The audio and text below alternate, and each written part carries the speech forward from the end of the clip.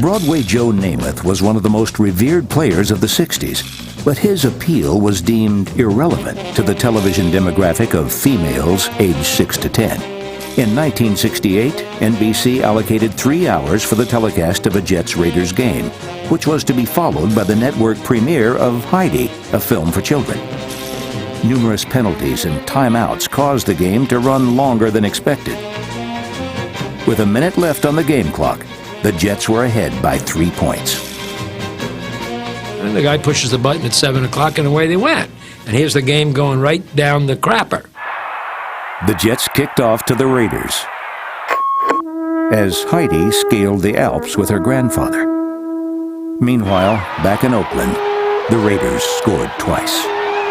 We knew that we won the game. The people in the stadium knew we won the game. But the people that were watching on television across the country thought that the Jets won and we lost. How can you possibly not show the end of the football game, interrupt this game for some kid show?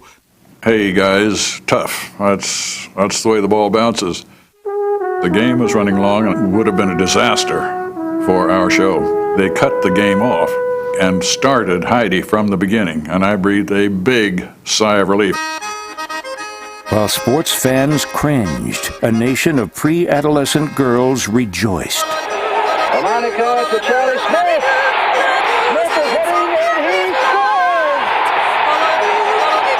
The Oakland Raiders reversed their fate with a victory that was unforeseen and unseen by the TV audience.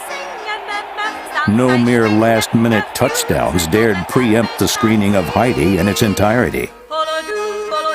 There was a considerable amount of plot information in that first reel or two of Heidi that was absolutely essential. If you'd come into the show in progress, you wouldn't know what was going on. When I grow up, I don't expect I'll marry you. Why not?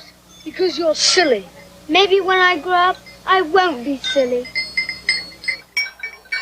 Delbert Mann's artistic vision was briefly compromised when NBC felt compelled to inform viewers of the game's final score during a pivotal moment in his film. A totally disastrous point from the point of view of the picture. It was where the little girl cousin who has been crippled is trying desperately to crawl and stand and then start to walk for the first time. Really quite a tense moment and a big dramatic moment in the film. Here came the scroll across the bottom telling the score. And I screamed, I jumped up and screamed, "Oh God, please, be sensitive to sonic, just put it on somewhere where it won't matter that much." The viewing public did not display alpine sympathies. Irate callers blew out the switchboards at NBC and the NYPD. I learned about it when I got home and heard on television news reports and things of that nature. NBC apologized for the error, but by then Oakland had scored 2 touchdowns in the last minute at Beaton, New York. The game was over. The fans who missed it could not be consoled. I do recall about a week after the show went on the air that NBC took out a full-page ad in the New York Times, Los Angeles Times, with great quotes from the critics. The very last quote at the bottom of the last column was signed Joe Namath. People still talk about it. The infamous Heidi game. Best publicity we could ever have gotten. I thought it was wonderful.